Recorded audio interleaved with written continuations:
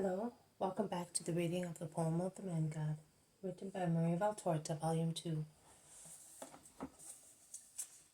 Chapter 172, the second reading of the Sermon of the Mount, the Beatitudes, Part 3.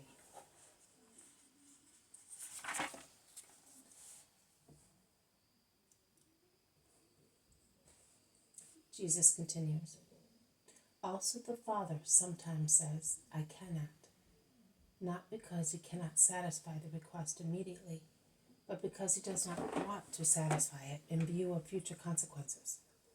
Listen, a child is suffering from intestinal trouble. His mother calls a doctor, and the doctor says he must fast to be cured. The child cries, yells, implores, seems to be languishing. The mother, always pitiful, joins her moaning to her son's. She thinks that the doctor's order is severe and hard. She feels that such fasting and crying may be detrimental to her son.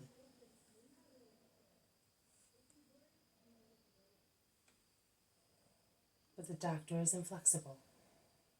At last he says, Woman, I know you don't. Do you want to lose your son, or do you want me to save him?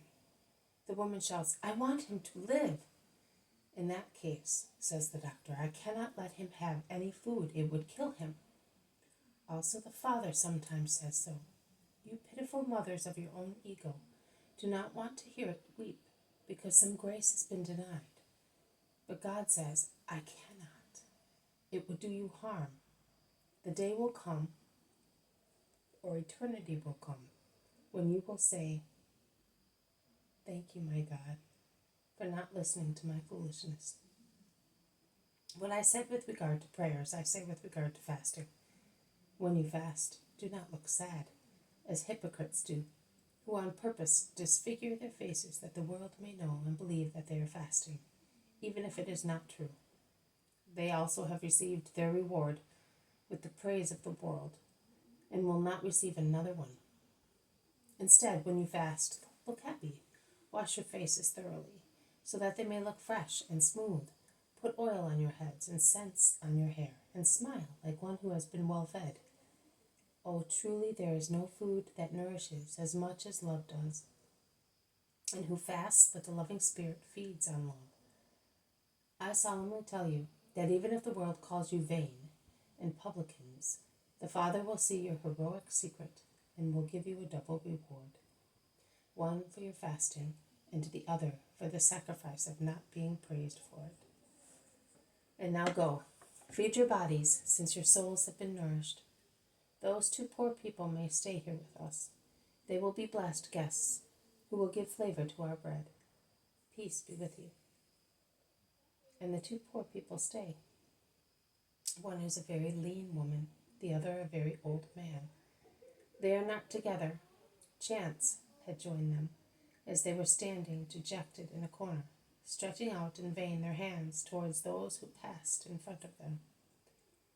Jesus goes straight towards them, since they dare not come forward, and takes them by the hand, leading them to the middle of the group of the apostles, under a kind of tent that Peter has put up in a corner, and under which they perhaps take shelter at night. And they gather during the hot hours of the day. It is a shed formed by branches and mantles, but it serves its purpose, although it is so low that Jesus and the Iscariot, the tallest of the lot, have to bend to enter. Here, a father and a sister bring what we have. While taking our food, we will hear their story. And Jesus personally serves the two shy old souls and listens to their sorrowful stories. The old man is alone, after his daughter went far away with her husband and forgot her father.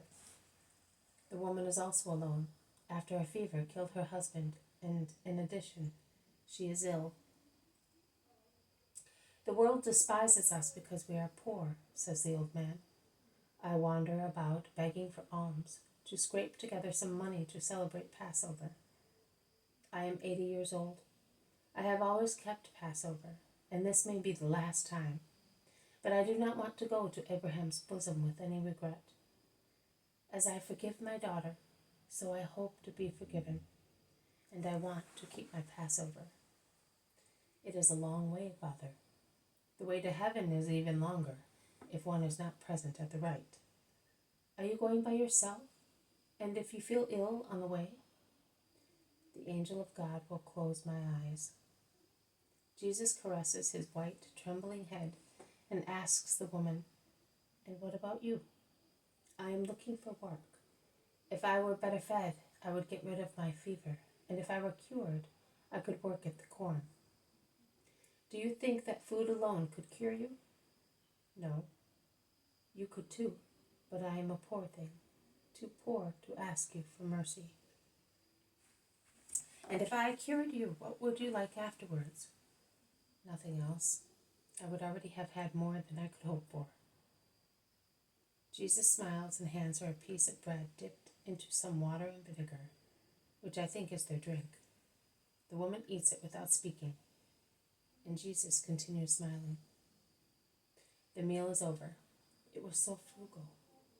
The apostles and disciples look for a shady place along the slopes and among the thickets. Jesus remains under the tent. The old man is lying on the grass, and tired as he was, has fallen asleep. After a short time, the woman, who has gone away looking for some shade where to rest, comes towards Jesus, who smiles at her to cheer her up. She comes forward looking shy but happy, almost as far as the tent. She is then overcome by joy. She walks with a vigorous stride, and falling flat on her face with a choked cry, exclaims, "You have cured me. May you be blessed. At this time I used to shiver with fever, but I am not now. Oh," and she kisses Jesus' feet. "Are you sure that you have been cured? I did not tell you. It might be by chance." "Oh no. Now I understand your smile when you handed me the bread. Your virtue entered me with that morsel. I have nothing to give you in exchange except my heart. Order your maid, Lord, and she will obey you until she dies." Yes. See that old man? He is all alone, and he is just. You had a husband, and death took him away. He had a daughter, and selfishness took her away, and that is worse. And yet he does not curse. But it is not fair that he should go about alone in his last hours. Be a daughter to him. Yes, my Lord. Mind you, it means working for two. I am strong now. I will do it. Go up there, then, to that cliff, and tell the man who is resting there, the one wearing a gray tunic, to come to me. The woman goes away quickly and comes back with Simon Zealot. "Come, Simon, I want to speak to you." "Woman, wait here." Jesus walks away for a few yards. "Do you think that Lazarus would find it difficult to take on another worker?" "Lazarus? I do not think that he even knows how many servants he has. One more, one less. But who is it?" "That woman. I cured her, and that is enough, Master. If you cured her, it means that you love her. What you love is sacred to Lazarus. I commit myself for him." "That is true. What I love is sacred to Lazarus, you are right. And that is why Lazarus will become a saint, because by loving what I love, he will love perfection. I want to join that old man to that woman, and let that patriarch keep his last Passover in great joy. I am very fond of old holy people, and I am happy if I can give them a serene sunset. You love also children, yes, and sick people, and those who weep, and those who are alone. Oh, my Master, don't you realize that you are fond of everybody, also of your enemies?" "I do not realize it, Simon. To love is my nature. There. The patriarch is waking up. Let us go and tell him that he will be keeping Passover with a daughter beside him, and without any more need for bread."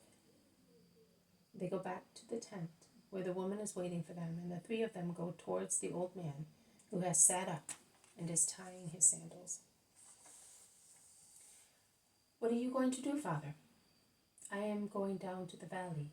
I hope to find some shelter for the night, and tomorrow I will beg on the road, and then down in a month's time, if I am not dead, I will be in the temple.